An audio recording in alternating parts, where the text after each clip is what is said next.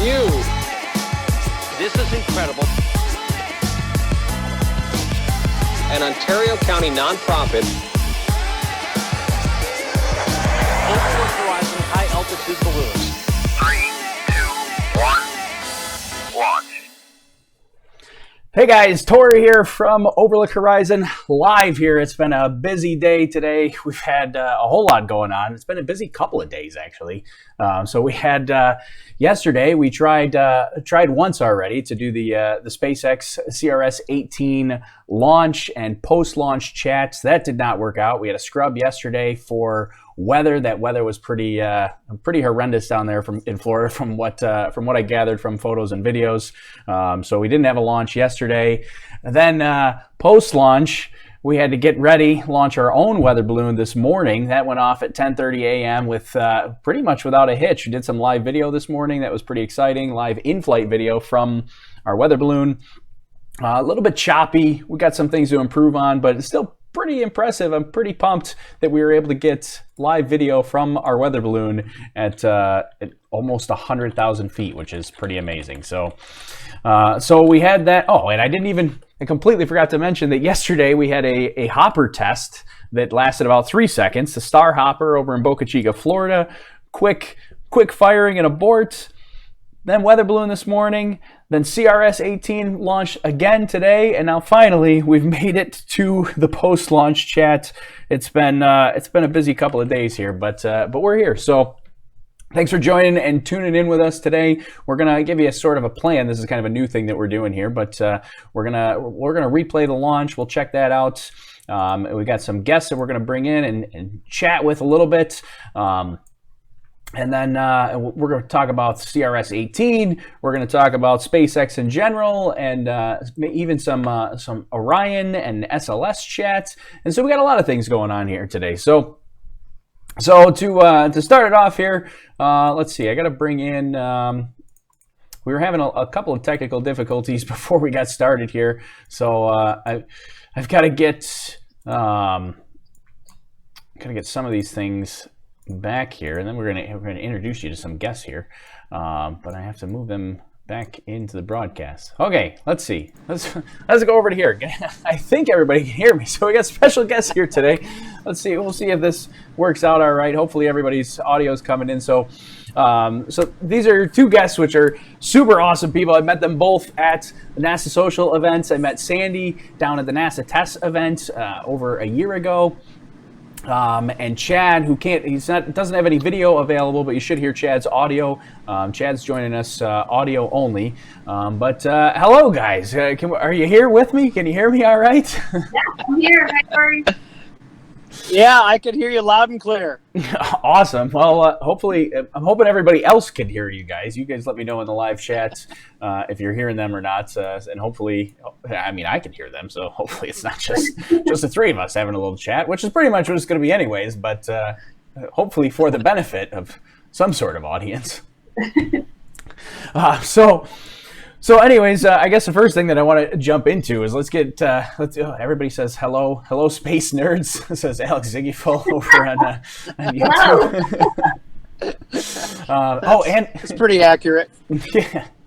And Matt Parkinson, another event that I totally forgot to mention too. Matt Parkinson says there's another Star Hopper test going on right now. So, and Alex Ziggyful says that we can hear everybody. So awesome. Sounds like for the moment our technical difficulties are solved. I guess we'll see how that works out. But anyways, let's get to know everybody here. So I'm going to start with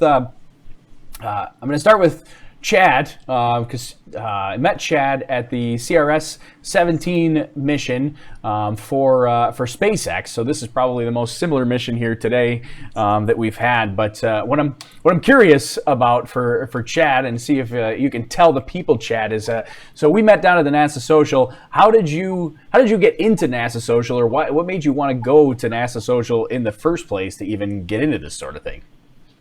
You know, I've always been, like probably the majority of the people on this broadcast, a space nerd from, my days of the space shuttle era. Kind of grew up with it. Remember when I was a young man watching the first space shuttle go up in 1981 and sitting in my grandma's waiting for that thing to land. And ever since, I'd been hooked. And I tried many times to get into the NASA social. I do a lot of things in agriculture in that space. I'm an aviator, a private pilot. In fact, I am live sitting in a pickup truck with kind of limited cell coverage because I'm one of the approximately 800 to 900,000 people in Oshkosh, Wisconsin, at the mother of all air shows. And I'm actually presenting up here tomorrow, and it was crazy awesome. We were doing the test a little bit ago, guys, before we got on the air. I told Tori, if this test was 5 minutes early, you know, an F-35 came right over the top of us at 500 feet AGL, and it was awesome. So, yeah, it's great. And then, you know, got a chance to meet a lot of amazing people. And, you know, so many of us are kind of, you know, pretty enthused about this new era in space, and especially with the 50th anniversary of Apollo. My goodness, how about the social media the last week? I mean, if you don't love what happened the last week with social media and NASA, then you need to go fishing, because this is not the right channel for you. And I think that's the fun part, is the enthusiasm is back again in the space program, and there's just so much going on right now. And Tori, thanks to you and a lot of other people, are really doing a great job of sharing it in a way that, quite frankly, has never been done, and it's a lot of fun. Oh, yeah, for sure. Especially you look at so Gregorius is chatting here in the chat about some of the Starhopper things that are going on. A lot of the Starhopper stuff that's over in Florida right now is being broadcast by social media people, and that's pretty much how we know about pretty much the entire Starhopper program. There's been a couple of little things from SpaceX here and there, but a lot of the developments have been just people going and taking pictures at the sites and videos and all kinds of stuff like that. And pretty much how I found out about all the Starhopper stuff, just watching all of that. Yeah. You know, the thing about Starhopper that's totally crazy is it wasn't even a thing like a few months ago. I mean, just think about, you remember that, Tori, when the photos start hitting social media? Hey, what are they building? That must be the Starhopper, and they're having the contest of who's going to build it. And what, they tried it last night? I mean, it's crazy awesome. Yeah, well, even like the one that's over in Cape Canaveral. I mean, that thing just popped up like people, just space enthusiasts just driving by, just happen to find it, and we're like, oh, hey, look what I found here. This looks like a rocket here in my backyard. Yeah, it's totally awesome. But yeah, I got to meet Tori when we were at CRS-17, and we had a little delay down there for a couple days, so we got to spend some time together goofing off a little bit. And but you know what? It's a lot of fun sharing, and really looking forward to helping you guys out. And I'll be real honest with you, I'm kind of bummed. I saw it going off a couple times today, but the phone service wasn't so good. I can't wait to hear about your balloon today, bud. That sounds awesome. So, yeah, we had a pretty good time. It was quite a bit of fun. We had a ton of people hanging out, and first time that we've done live video in flight. Now, it was pretty choppy going here and there, but this was an experiment. It was an experimental test here, and we were able to we would get frames here and there, especially the further away it got, but we were getting clear frames at least every once in a while from 100,000 feet, which is promising. And then hopefully we're going to make some changes, and hopefully on the next one we can get clear video. But I want to jump over to Sandy too, and let people introduce you to Sandy as well, because Sandy is pretty awesome and she's doing awesome work. So I guess I'm going to ask you the same question so that the people can find out what you're doing. But tell everybody what you do back home and how did you get into the NASA social stuff? All right. Well, I am a special ed teacher. I've taught pre-K through 12th grade, but I'm currently at high school level. And I think I've been into space my entire life, as far as I can tell. I remember playing with little rockets and Legos and things when I was really, really little.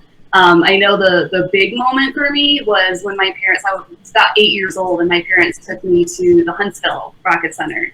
And we lived in Alabama at the time, so we drove and just made a day of it, and it was incredible. I fell completely in love with everything space travel, space exploration related, anything related to space at all. I made up my mind then and there I wanted to go to space camp. Hasn't happened yet, but it's never too late. I think I've been into it pretty much since then. And I kind of made it a mission to introduce space and NASA and STEM careers and things like that into my classrooms ever since then. So Tori, we met at the NASA test launch with NASA Social a year ago, April 18th, 2 years ago now. And that one was also delayed by a couple of days at the last I've got great luck with launches. Yeah. But as Chad said, it gave us a chance to hang out for a couple of days in between, and it was really fun. And, I love Tori does amazing stuff with these live streams during the launches. I love participating in the chats and things with those. I think it's a lot of fun. And I've been sharing the links a lot with my students too, trying to get them involved.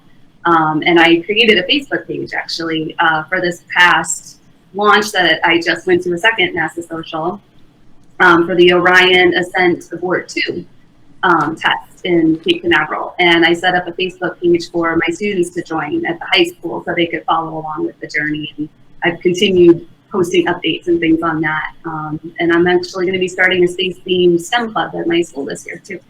Oh, that's awesome. So, I mean, basically all this stuff that you're, this is kind of translating back to work and actually getting to the minds of students because you're able to experience this. And yeah, we get to geek out for a little while, but then you get to bring it home too and actually do good. I feel like you're directly impacting the students. I feel like I'm kind of indirectly impacting, but half the time sometimes I just feel like I'm a guy just having fun. So hopefully people enjoy it.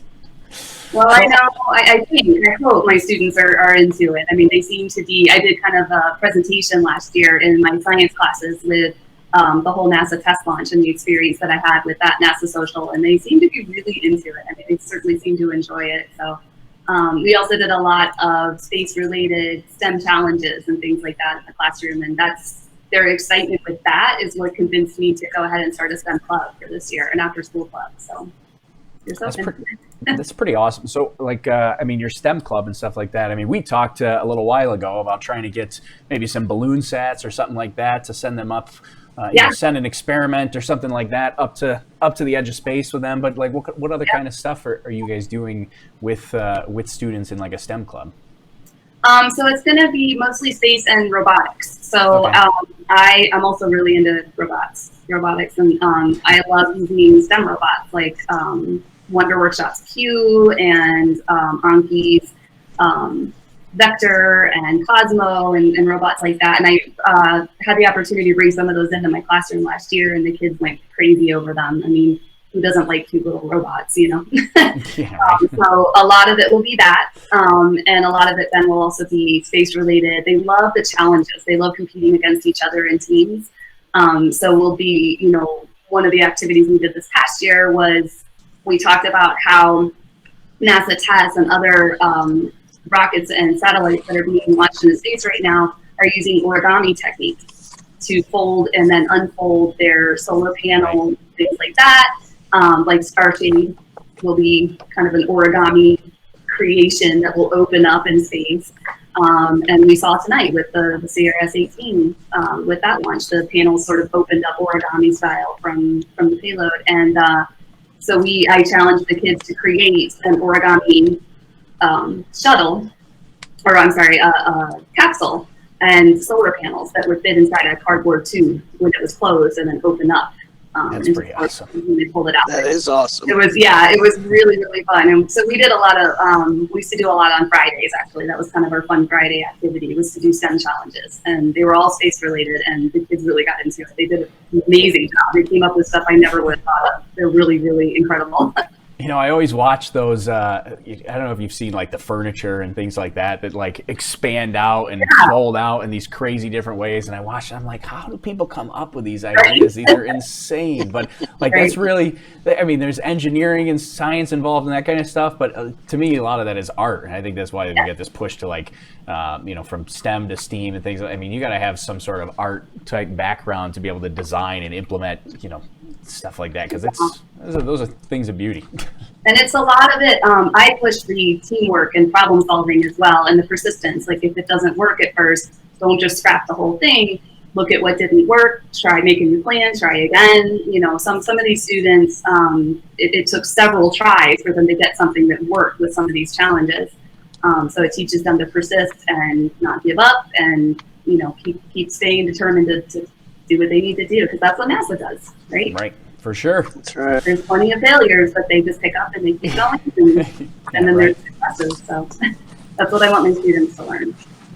Well, so before we want to make sure that people know that we are going to mention some stuff about SpaceX as well. I do want to replay the launch for anybody that missed it here, and then I want to replay that, and then we want to talk about some of the payloads that are on board the flight here today, because there are some pretty exciting developments here for payloads that are on board. And by the way, Sandy, you've got a bunch of people in the comments that are loving your idea of going to space camp. I would also love to go to space camp. Yeah, me Everybody in too. the comments wants to go. They have a space camp there, and I'm working on a way to get there. I know. I would love to go to that. Yeah.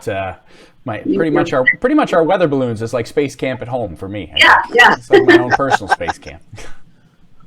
All right, so let's replay the launch here real quick. I just want to take a minute. We're gonna watch the first couple of minutes of launch and get to separation and get to the landing, and we'll probably jump around just a little bit in there to kind of give you an abbreviated version of the launch, so you don't have the entire thing. And then we'll come back and we're going to talk about some of the interesting payloads that are on board. We're going to talk about Starhopper. We're going to talk about Orion and the ascent abort, and what's being developed with SLS. So let's take a look first at the SpaceX launch, and you can see what you missed, or maybe you didn't miss it, and you can just see it again.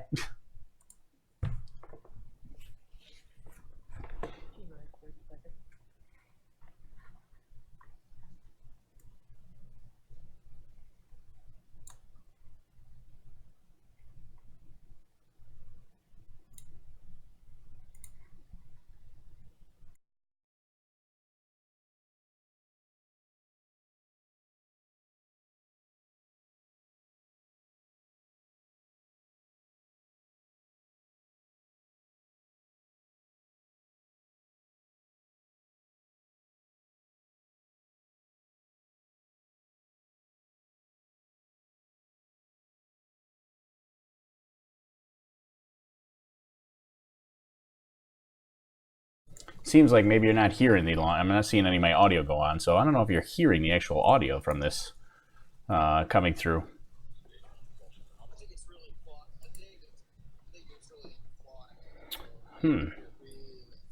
Everybody says it's really, really faint. I don't know how to turn it up.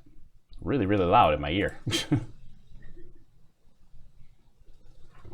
You might just be hearing it through my microphone. I don't know why that audio is not working. No audio, says everybody in the comments. All right, well. Okay, well, I'll come back then, I suppose, since there's no audio coming through. We could just chat about what's going on. It was kind of unfortunate that there's no audio. They can. Full of technical difficulties here today. This is normally what I do for the SpaceX stuff, but we're not getting any audio. Let's see, audio device. How do we go? Yeah, speakers. Nope, it's not coming through. Okay. Well, there's launch. We saw it, everybody. So I guess what I'm going to do, this is really hard to do because I'm hearing it really loud in my ear. Really hard because I'm sitting here watching it and it's like blasting in my ear, but I suppose I'll just turn it down so at least I can hear what you guys are hearing. I got everybody in the comments section saying, Tori, just make the sounds of the flight. Well, right about now we're at the stage where it's just going. That's where we're at now, but it is going to get quieter because we're starting to get into the vacuum of space, and this is now the exhaust is going to expand. Oh my goodness, technical difficulties. All right, so anyways, we'll go to separation here while I try to figure out why you guys aren't getting any audio. This is like my normal stream setup. But Sandy and I also tested this right before we went live. Alex Ziggyful in the comments says vroom. That's perfect. Sounds just like a rocket. All right, well, I guess there's another technical difficulty. We're going to have to figure out why that didn't work for next time. But awesome. We had a good separation and a boost back burn, but since we're having technical difficulties, we're just going to skip to the landing then. It was kind of unfortunate because there were a lot of cool sounds that they were making in the backgrounds during the whole time during launch, where you would hear people. At one time, they actually got me nervous, like towards the landing. All the people in the background at Mission Control and at SpaceX headquarters, that they all kind of like, ooh, ah, oh, and I was like, what's the problem? I don't know what's happening. But everything was fine. It landed just fine. So spoiler alert. I don't have your audio in the live stream here, Chad. So, hold on. I think. Let me see. I got to get everybody. I got to get your audio. There. At least now all of our audio's in here. So at least it's not me just chatting away. You're right. in control. Yeah, well, I'm in control, I suppose, but apparently that's a bad thing because it's not working out so well. Everybody's upset with me now for spoiling the Yeah. All right, so we're gonna skip ahead a little bit here, and especially since we got no audio, but we're gonna skip towards the landing. I do love this part. Oh, it was beautiful. But this is about the point. I was watching on my phone, and I couldn't really see it that large. But so now I'm watching it on a larger screen, and I don't know what everybody was oohing and on about. They were really freaking me out when they're oohing and on as it's coming in. But everything looks pretty nominal here to me. Then it came in. It does have a little bit of a, thrust adjustment there right when the landing burn starts. But another super successful landing for SpaceX. Sorry, another spoiler. It's coming up soon. But this is the 44th landing, I think is what they said, for SpaceX. And this is crazy that we're basically, I mean, how many years ago was it that people were saying that landing orbital class boosters was just nonsense and that was not going to happen? And now here we are, actually landing these on a routine basis, and nobody thinks twice of it. I mean, if there's something actually goes wrong, that's when people are, oh, SpaceX failed or something, something happened. So, but now we've gotten to the point where these are pretty much routine here. All right, so I'm producing on the fly here. I'm trying to get Chad and Sandy's images back up over the SpaceX broadcast, so at least we're all up here, and then we'll watch. We'll go to Dragon deployment here. So yeah, this is what I was trying to do. This is me producing on the fly. Hey, you're making it work. Yeah, I was gonna say you're doing a good job for this being the first time we tried this. Yeah, this is the one-man operation. So, all right. So, and then shortly afterwards, we did have Dragon separation here. Jump back. I just wanted to get to it because I have things that we want to bring up and talk about here.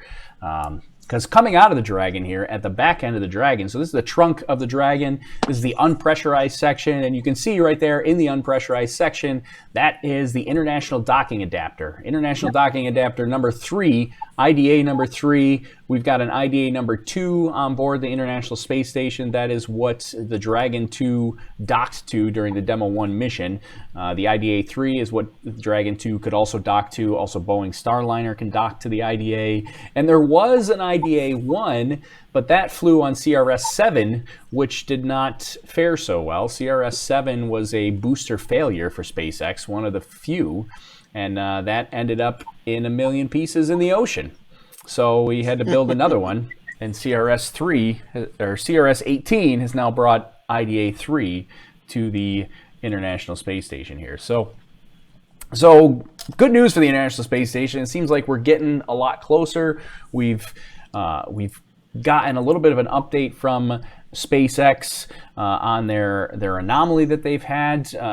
Chad, have you heard any of the any updates on the SpaceX anomaly? Have you been following that at all? Yeah, just the same stuff you've heard. Nothing out of normal. Yeah, so we've had SpaceX. They said that there was an issue with a faulty valve that allowed. Right. I got to remember how this worked. I think it was the liquid oxygen. It allowed the liquid oxygen to flow back into the helium pressurization system, and then that's right. And then basically a bullet of liquid oxygen went flying into a valve. So, so we're getting a lot closer. And I think, does anybody know? Is the Orion capsule going to use the IDA? I don't know the answer to that question. I think it is. I think it's for Crew Dragon and Orion. I know. I know Starliner is, but Starliner, but what did they mention? The Orion was actually going to be docking at the International Space Station when you were there for the ascent abort test. They didn't talk about that, but I found an article. Hold on, I'm looking for it. That explains. Oh, you know what? It didn't say Orion. I'm sorry. It says Starliner and SpaceX Crew Dragon. Oh, and other ISS destined spacecraft to follow. Yeah, well, I think also like the Sierra Nevada company, their ship will also use the international docking adapter. So it's really pretty much just standardizing the docking port so that you have all these craft that can land or attach to the International Space Station. So, and this new docking station is meant to be so that they can dock more autonomously too. They don't have to use robotic arms and manually dock capsules anymore. Yeah, right. That's true. Yeah, because we had on the Demo 1 mission, they showed a little bit of the autonomous docking. Really, I mean, there was nobody on board, and that was all the space station was watching, and they can issue a back off command. But for the most part, that was pretty much an autonomous dock. Yeah, I think later this summer they're going to be doing a spacewalk to attach the new docking station on there. Sorry, I'm backing up because I thought I saw a UFO in the in the stream jumping around. Did anybody see that while we were talking? I just saw right there. Look at this. Hold on. Look underneath Chad's head there. What is that? It's flying around. A little piece of debris. Look at this. Oh, I did see that earlier. I assumed it was a piece of debris that became loose. Yeah. Right here. This is what. Watching that, and all of a sudden, we're gonna get the conspiracy theorists started up here. Watch it. Hold on, back up. Let me just let it play. Yeah, I did see it. I remember seeing it earlier too, but it's a piece of debris. It does look like a piece of debris. Hopefully nothing important. I'm sure it's just like an extra screw or something. You know, one of those unnecessary things. The solar. It's a solar panel fairing. Says Sebi Time Waster on YouTube. Okay. Thank you very much. The solar panel fairing. It looked so small. Okay. It looked like just a tiny little piece of debris, but I guess that makes a lot of sense, especially since this is when the solar panels are being deployed. All right. So also on board, I wanted to bring this up because I think this is kind of unique. It's pretty much unique in for everybody, but particularly I think for students, is on board this mission, we've got Nickelodeon slime. Yes! Yeah. How cool is that? I love it. How awesome is that? Were you guys ever fans of the Nickelodeon Double Dare stuff or any of that? Oh, yeah. Oh my gosh, I wanted to be on that show. I did. I love that show. I know. I always wanted to get slimed. I know. It's like a passage to get slimed, you know. Is slime a non-Newtonian fluid? Does anybody know the answer to that question? I feel like it is. But I think that's kind of the point, actually, is they want to use it to demonstrate how those types of fluids work in space in zero gravity. Right. Yeah. So they're going to just play around. Right. Basically, we've got professional astronauts that are going to be on the International Space Station and get to play with slime. That's awesome. Yeah. But it's going to get kids excited. It's going to get kids interested because they're going to love watching that. Right. Well, that's what I was going to say. I mean, I think that gets kids interested in that. I mean, you probably know better than I do, but I mean, are kids following this kind of stuff? Like, is this something that they would see and actually get get excited about? I think if someone showed them it was there, then yes. I think that's not something that most kids, most of my students, when I was presenting on the test launch, I talked about the Space Shuttle program, the Apollo missions, all kinds of stuff, and they basically had no idea about any of it. They had never even heard of Challenger or Columbia. I mean, they just, it's not something they had learned, or if they hadn't retained it. But they were really excited to hear more about it once they started talking about it. And then I had students coming to me for weeks afterwards, or even months, asking me questions and wanting to know more about it and things. So I think if somebody presents it to them, if a parent or a teacher says, hey, we're doing, they're playing with slime in outer space, let's watch, that's something they'd be excited to see. Yeah, well, especially, so Gregorius mentioned, he said, I bet they'll stream the astronauts playing with slime. I think it'd be pretty awesome if you've actually got astronauts that can, that'll be on the International Space Station and streaming themselves playing with slime in 0G, right? Yeah. That's going to happen. I mean, come on. It's got to. I mean, kids would love it. Adults will love it. I forget the kids. I want to see it. I want to know. Right. I want to know what slime does in space. Right. Well, also on board this flight here, we've also got Goodyear. We're jumping from Nickelodeon to Goodyear. This is segue. This is how the professionals do it. We've got Goodyear is launching. I forget what their payload. They're testing like how silica particles form in 0G, and I think. Well, I don't know if this has any application to like your agricultural section here, Chad. For obviously, pretty much everybody's going to have tires, but I think of agricultural and I think of like big tires.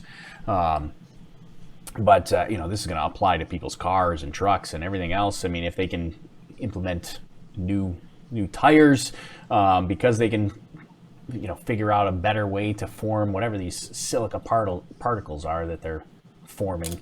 I looked up on it, but I kind of just stared at the screen when they were describing how they form tires, right? So here's the crazy one. So on Wednesday, I was at one of Goodyear's Ag Tire's largest plants and oldest plants in Des Moines, Iowa, and was actually really? in their manufacturing facility. Yeah. I will get a little more information for you, friend, but I can tell you this, there's been a lot of technology in the development of new, around the tire process, because it's something that obviously we all use and wear out, in various forms. So that's really cool, but I will, I've got some friends at Goodyear. I'll get back to you on that one. That's kind of cool. I didn't know you were just there, but I mean, I think one of the biggest things that I think is exciting about like the Nickelodeon stuff, the Goodyear stuff, there's a ton of medical research going on the space station, but all of this stuff is it's opening up the private sector to accessing the International Space Station. So it used to just be NASA that was going up there and doing research projects, but now we're seeing more and more of the private sector actually being able to commission payloads to go up to the International Space Station. And I don't know, did any of you guys see the medical one, that the like bioprinting device, the BFF? Yes, that was great. That was insane. I mean, they're going to be printing. I don't even know how that works. I've never. Yeah, they're planning to use stem cells to print organs. Right. I mean, it's just incredible. They're years away from being able to actually print in the entire organ, but they're going to look at how this material that they're using, these stem cells that they're using, are going to act in space. Where there's no zero gravity. And then I think the idea is to start with things like patches and things like that for people's hearts, or other organs, and then go from there. I mean, the idea being eventually, rather than having to wait for a transplant for a kidney or a lung or something, they would be able to use stem cells to 3D print you a brand new one that your body wouldn't reject. It's amazing. I think is the idea basically to with 0G, I know they mentioned something about they were going to have to wait to bring the tissue samples back in order to for them to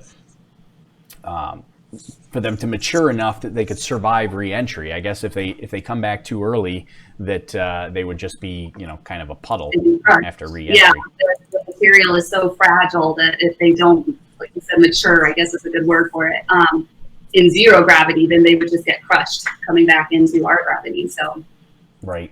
Is that? I mean, I suppose that's some of the things that they're investigating as far as how to bioprint is, is there a better way to do it in 0G, or does that help them mature a little bit better?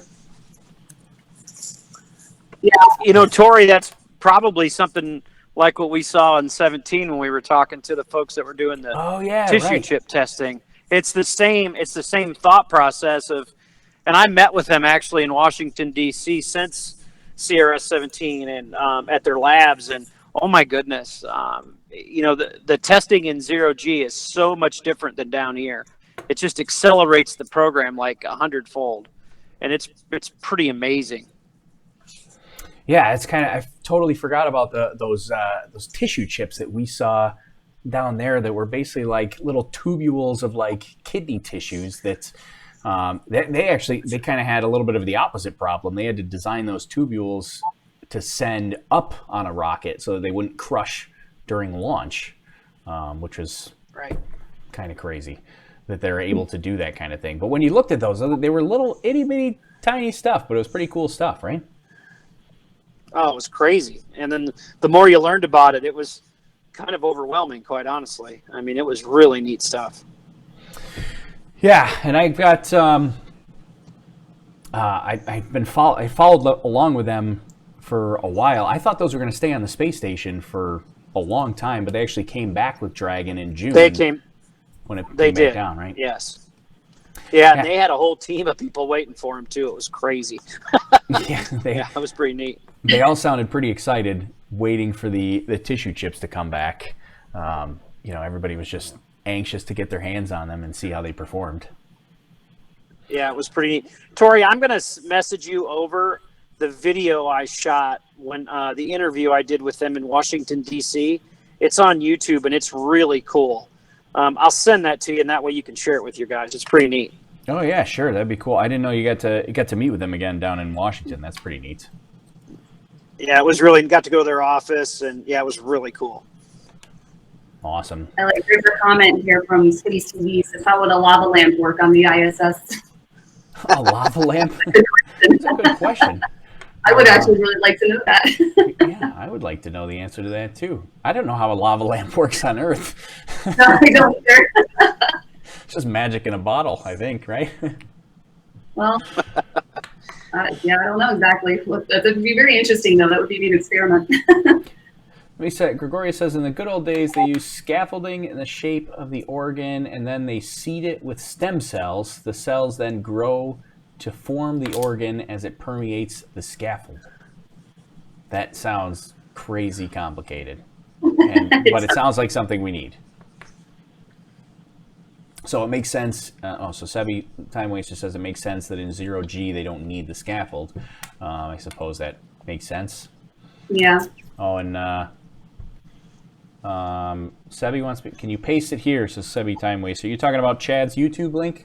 I think he wants me to paste Chad's YouTube link. Let me know if that's what you're talking about. I just pasted it on YouTube, on the YouTube chat. Oh, all right. Yeah. As soon as I see it, I'll put it up there. It's on it's on Messenger. I sent it to you too. Oh, gotcha. All right. So I want to go.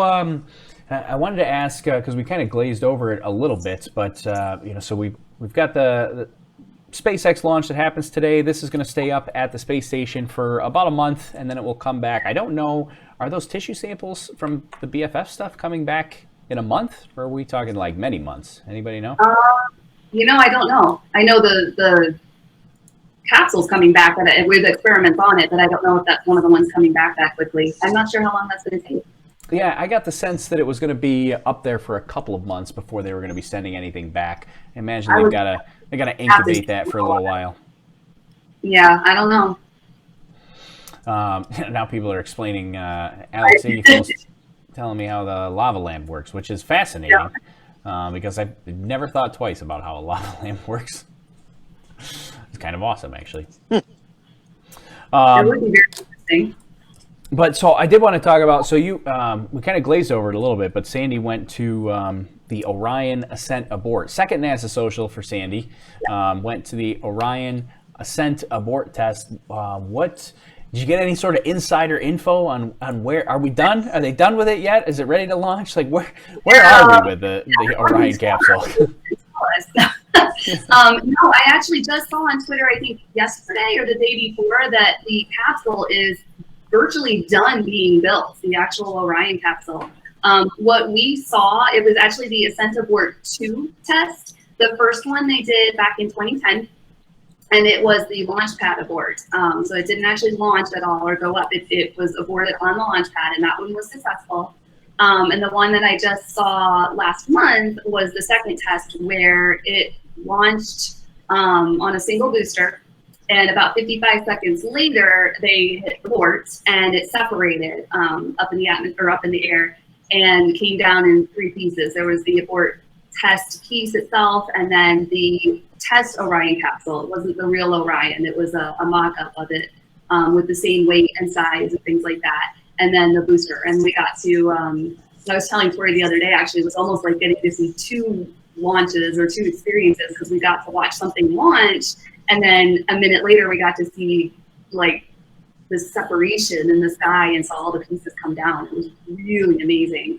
And all 3 pieces splashed down in the ocean. And I actually saw a video. Somebody found, they were scuba diving and found a piece. I forget which piece they saw, but it basically was shredded under the water. It was really fascinating. Is that right? That's pretty awesome. I didn't know. I didn't see that anywhere. You should share that with me, because I'd love to put that out there. Yeah, That's pretty awesome. it must have been on our Facebook group for that NASA social, but I'll find the link and see if I can have permission to post it, because it was really cool. It was quick, but it was really cool. It just was like shredded in half, basically, from where it hit the water. And somewhere on Twitter or somewhere, there's also video of the booster landing in the ocean and the big splash that it made and everything.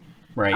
We didn't see that part. That one, it was behind the trees and everything, but it was really cool to see the launch itself, and then you could see the 3 little dots coming back down from the sky. It was very neat to see. Yeah. Did they give you any sort of sense? So one of the biggest questions I get with that I got with the Orion Ascent Abort test was like, why this was a no parachute test. So this capsule plunged into the ocean. Like, did they give you any sort of sense why they didn't do a full end-to-end test? Like, why go no parachutes for this test? From what I understand, the parachutes they've already tested. They did that. There's a facility in Arizona. In fact, one of the people that was in the NASA social with me, she's another special ed teacher, actually. Lisa, if you're watching, hi. She's amazing. I love her. But she said that she's lived close enough to the testing facility that she's actually seen some of the parachutes coming down before. And so they've already done the parachute part of the test out there in their facility in Arizona, from what I understand. And so they didn't need to include that in the test that I saw. Didn't ruin a parachute, I guess, or something. But since it was just a test capsule, I guess they weren't worried about, what happened to it when it hit the water. Yeah, and boy, did it hit the water. You see the pictures of it hitting the water? Hard. Yeah, it was incredible, the splash and everything from the videos that I saw. It really hit hard. That was crazy. The video, watching that video of it splash into the ocean, I mean, that water, when it hit, just went so high. Explosive, yeah. It was insane. It was kind of awesome, because you don't usually get to see that sort of thing. Like, I mean, it used to be pretty common practice for boosters, rocket boosters, not to land, so they would just hit the water at those kind of speeds. We don't usually get to see that very often. Right. No, it was really neat. And they had, we actually met 2 NASA engineers while we were there, and they designed these ejectable data recorders. And they actually showed us a mock-up of one that we got to hold and see. And they had, they were meant to be very protected. The majority of the recorder was actually just protecting this tiny little chip inside of it. And there were 12 of them that ejected right when the actual abort happened, like right at the moment of the separation. All 12 ejectors, data recorders ejected at the same time. And it was kind of funny because all over social media, and there were signs all over the beach and stuff too, that if you see one of these recorders, please return to NASA. They weren't exactly sure where they were going to land. But by the end of the day, they had recovered all 12 of them, and they were going to measure everything from, height, distance, trajectory, just all kinds of stuff that was going to give them a good idea of what would happen if that ever happened with the real capsule. I know, it sounds a lot like what we do with our weather balloon stuff. It's like, well, we think we know where it's going to land, but if for some reason you find it before I do, please give it back. Right? Exactly. There were signs everywhere. It was all over social media. It was kind of funny. Yeah, when Chad and I were down at the CRS-17 mission, it was really cool to see the booster come back and land. That was something that we didn't see at the test mission, but it was really cool to see that booster come back and land. Now we were nighttime, Chad, right? But that's still kind of a cool feeling to actually see this orbital class booster come back. Am I right? Oh, absolutely. And I'm going to tell you, sitting here listening to you guys, I've seriously replayed that booster like 15 times in the last 2 minutes because that maneuver it made tonight was amazing. I mean, you can see it in such detail. It's so crazy. Yeah, that was. I'm going to see if I can pull it back up here. You're talking about tonight's booster on CRS 18 here. Yeah. I just retweeted it. It's awesome. Yeah. It's so cool. Yeah, That's why people were oohing and on.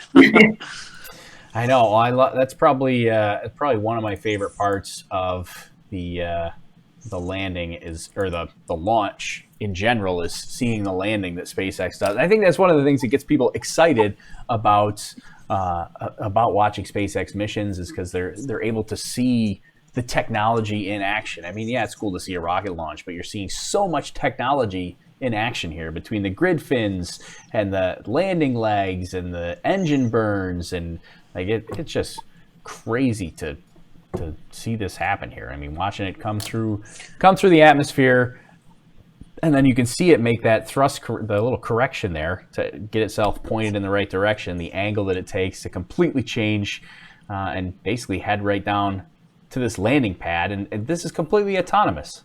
It's finding its way to a landing pad all by itself. That's insane to me. I mean, the night launches are great. I've seen 2 of them. Saw the demo launch earlier this year, the crew demo, and then the one with you. And I got to be honest with you, as awesome as the night is, I really like watching the day launches because you get to see the detail of this when the gear folds down and you get a lot more action in the shot than maybe we're a little used to, or maybe we're just spoiled. I don't know, but it's so cool to see. I know. I was kind of bummed that it was still a lot of fun to see that CRS-17 one, but I think I really have to go down and see a daytime one. I've not seen a daytime landing for SpaceX yet. I mean, obviously we've seen the landing for the test launch, the Falcon 9. It was too far out. Right. Yeah, that was a drone ship landing, right, for the test mission.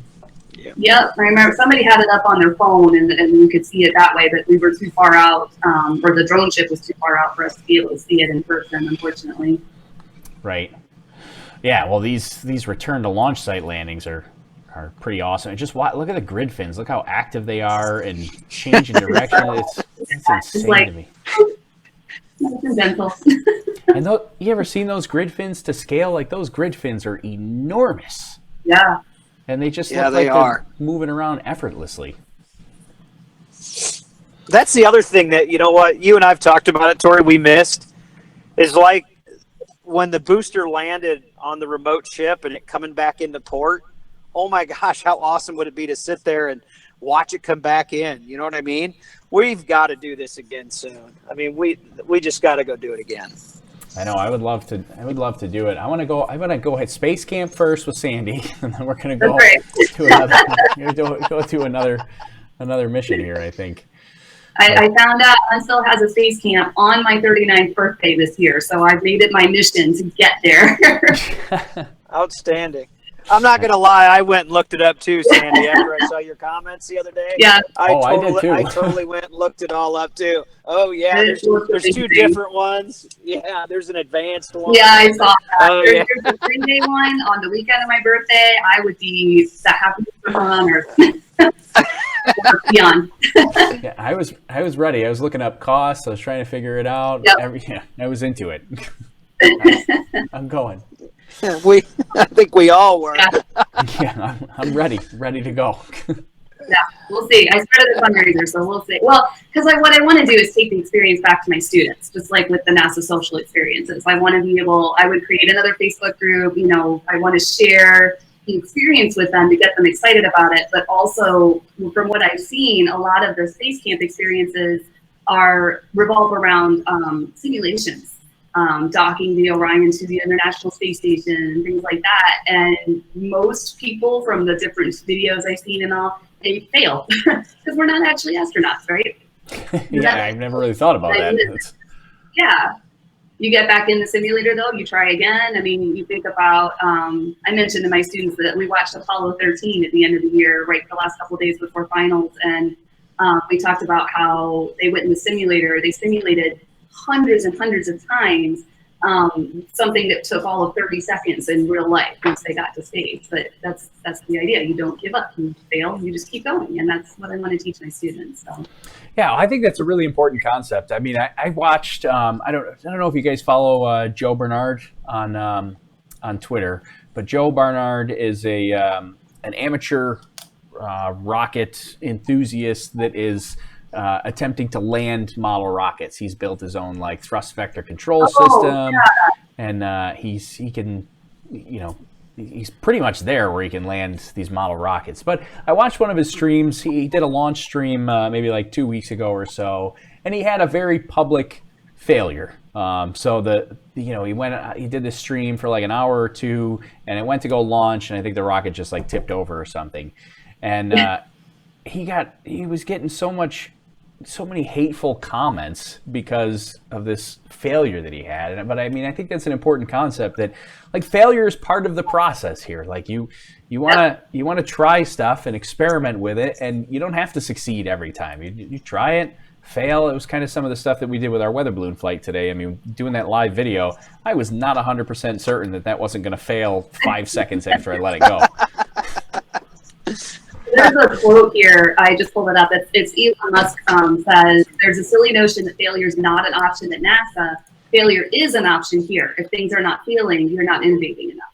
Oh yeah, and I saw that. They say failure is not an option, but really that's a part. I mean, obviously failure is not an option when there are human lives involved, but NASA wouldn't be where they are if they hadn't failed and learned from it, taken that experience, and then done something better with it. And become better people for it, and become better innovators for it. Right, and that's where they're pushing the limits, and that's where you know where your limit is. You got to push the limit, and get to it, and go past it, and then find out. Oh, okay, yep, that's where that line is. Speaking of that, is anybody following the? I still want to call it BFR. It's not BFR anymore. Starship, Star Hopper. Anybody following developments on that? Did you watch any of the stream yesterday at all? Yeah. Oh, absolutely. Yeah, that was so awesome. I did. It was incredible. I love. Yeah, it was pretty neat, that big plume. Yeah. And you're like, oh, here we go, and then they called it off. Yeah. Everyone got excited just in time for it to stop. I know. I thought for sure it was going, but I did too. Nothing. Big smoke and fire show.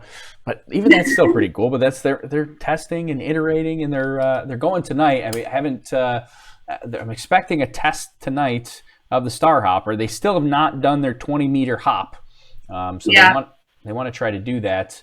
I don't know if either of you guys have had a chance to see if they have done it here at all, but I haven't seen anything on the Twitter machine at least come across my feed while we were chatting here. The fans call it dragon breath. Is that the flames coming out of the Star Hopper? This is the dragon breath? Maybe. I thought I saw something today too, and correct me if I'm wrong, that the nose cone for Starliner, I think, got blown over in the wind or something, and it did damage to it. I thought I saw something on Twitter about that today. That recently? Yeah, I think, unless I just completely... Because I know, so you're talking the Star Hopper? I think Starliner. Oh, like the Boeing Starliner? Yeah. Hold on, let's see if I can find it again. So if anyone's knows what I'm talking about, listen, say something in the comments. Yeah, I didn't see it. I thought I saw something on Twitter today about how it literally just got blown over in the wind and did some damage. And I saw that happened on for the Star Hopper a couple months ago down in Texas. They had one of the tests. It was actually going to be the nose cone for the Star Hopper. They were building a nose cone for it to make it actually look pretty and look like a rocket. And one of the strong winds tipped it over, crushed it, did a whole bunch of damage, and then they just went, what do we really need a nose cone for? We don't need this. We're just we're just testing it. We want to test the body of the rocket and the engine, so let's go without the nose cone. Yeah, okay. Maybe I was reading an old article then, sorry. And so yeah, that for everybody, keep an eye out on that, because that should be coming up tonight. Hopefully they'll have another test of that, and we'll get to see that beast come off the ground a little bit. All right, so before we wrap things up, I want to know, did you guys do anything special for Chad? Did you do anything special for Apollo 11 this past week? Did you celebrate with the family, get around the fireplace, and watch the Apollo 11 landing in real time? I tracked it down and followed it on Twitter like a crazy man all week, and then I was kind of busy this week. I traveled out to Denver on business and ended up in Oshkosh here the last couple days, and been immersed in aviation, which is pretty crazy good. I will tell you, I just read an update too. This is about 30 minutes old on the Star Hopper. I just found that the pad is cleared, and it looks like a fire truck was going out there scouting the area. So that's fingers crossed. That's from Jack Beyer. Oh, that's good news. I mean, if they're starting to clear the pad, that means they're probably getting like 40 minutes. Getting a little closer to launch. That's that's awesome. Yeah, but no, it was a fun week. Obviously, you're cutting out there quite a bit, Chad. I think you're. I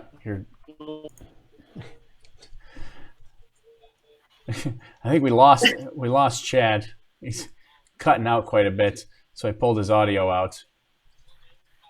I don't think he can hear me. That he knows that I pulled his audio out.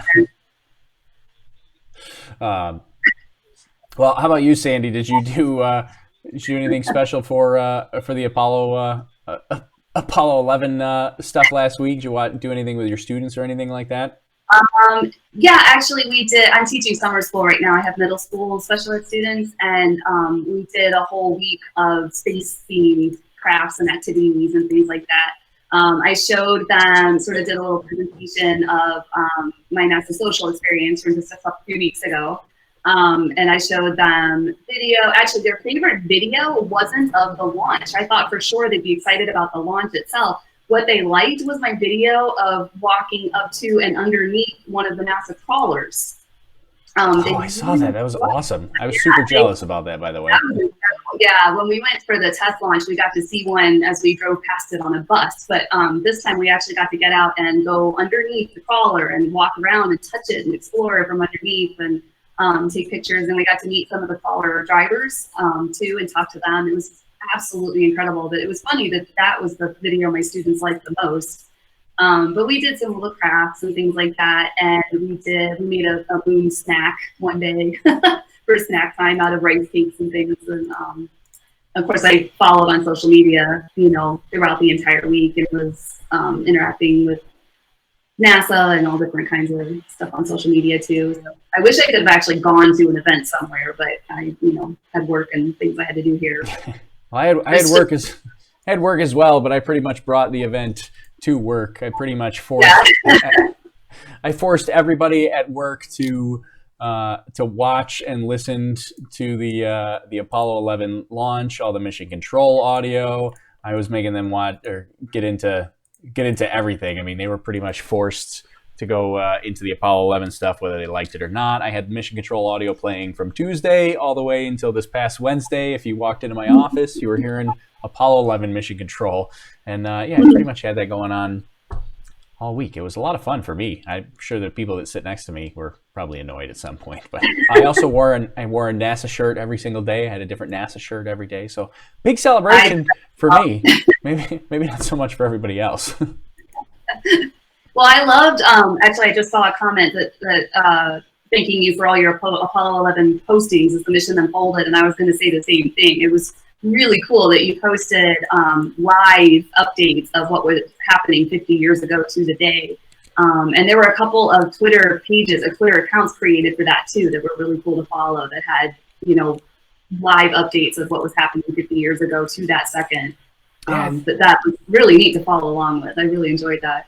Yeah, I thought that was kind of fun to find out. I mean, even as I was setting that up ahead of time, I mean, I set it up like a week or so ahead of time, and just setting all that stuff up, it was kind of fun to go through and say, oh, this is when they did this is when they did that. Even looking at stuff like they had a bunch of mid-course corrections planned on the way to the moon and on the way back from the moon, and they skipped a bunch of them because their initial burns were so good that they didn't need them. So it was kind of crazy.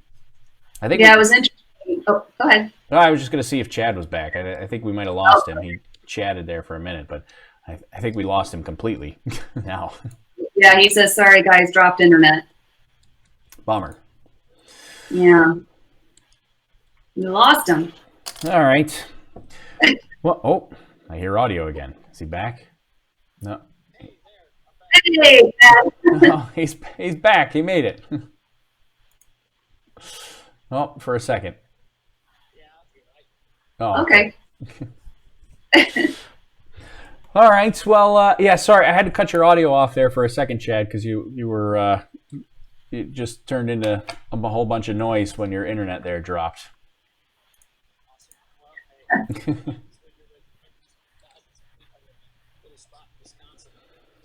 I know that's kind of insane. It sounds like a lot of fun. You're at your gigantic air show, right?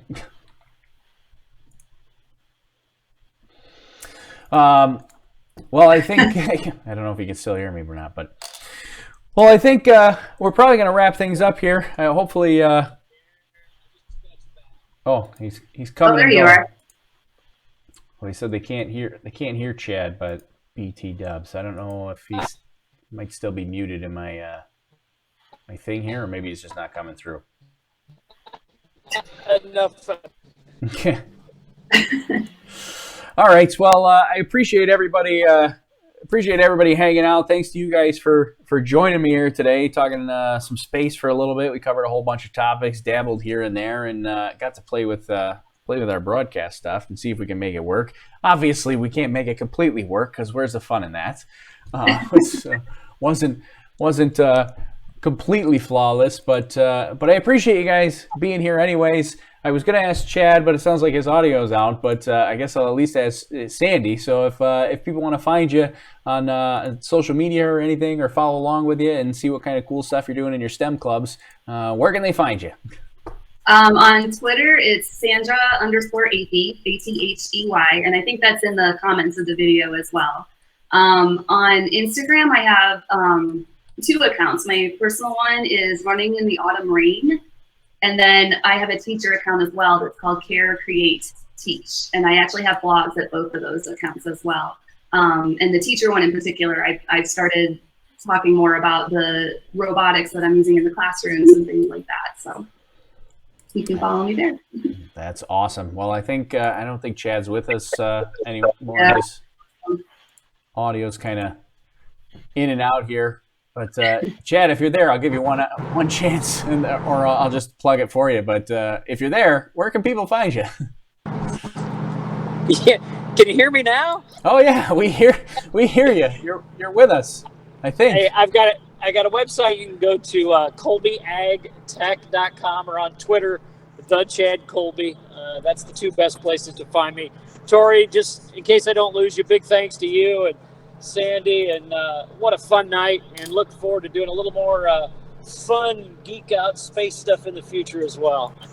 Yeah, this was a lot of fun. Thanks to both of you for hanging out for a little bit and joining us tonight. We want to try. This is going to be probably a work in progress. I want to try to do this a little bit more and do kind of these little chats here, so we can just bounce ideas off each other. And we've also got Grant out there from Virginia. He wasn't. We couldn't get him in tonight, but I do want to get Grant on as well. He's excited to join in. Another awesome person. Sandy knows Grant. We met him down at the NASA Social, so he'll probably be on the next one as well. We're going to try to get all kinds of guests coming in here. So thanks, guys, to both of you. I really appreciate it. You Thanks for having us, and hanging out here. So, well, if any of you guys want to, if there's anybody out there that actually wants to be a guest on the show, and you think maybe you can contribute something and join in on the fun and on the conversation here, definitely get a hold of me. I'm trying to get some guests here. We're going to have a little fun and have some chat. So, send me a direct message on Twitter or something, or you can get a hold of me on Facebook or anything like that. But send me a message if you want to be on the guest on the show, because we're going to try to do this on a little more of a regular basis, right? And then we'll see. I'm not sure what we're going to do with the live launch streams. We may continue, we may not continue. I don't know. See how much time we've got going on. But we want to try to do another weather balloon launch. I was going to try to maybe show a little sneak peek of footage here today, but I haven't even taken it off the SD cards yet. So I don't even have it on my computer to show you yet. So, but I promise I'm going to, as soon as I end the live stream, I'm going to go through some of that and at least get some photos up tonight, so you can see from our weather balloon launch what happened on Overlook Horizon 18. It's pretty awesome. Got up to 103,000 feet and got fantastic video. I've seen it. I just can't show it to you yet, but I've seen it. It's awesome. It'll be worth the wait. I promise you. So anyways, thanks everybody for joining us. Glad that we had a successful launch here today for SpaceX CRS-18. Glad we got to chat with Sandy and Chad a little bit about some other space topics and get to know them, and then hopefully they'll join us again on another launch coming up. But thanks everybody for hanging out tonight, and we will for sure do this again pretty soon. So all right, I'm going to wrap up. We'll give you some more news. Make sure you check out the Twitter machine for some of those photos a little bit later. But thanks, everybody. My name's Tori. This is Overlook Horizon, and we will see you on the next video. Goodbye.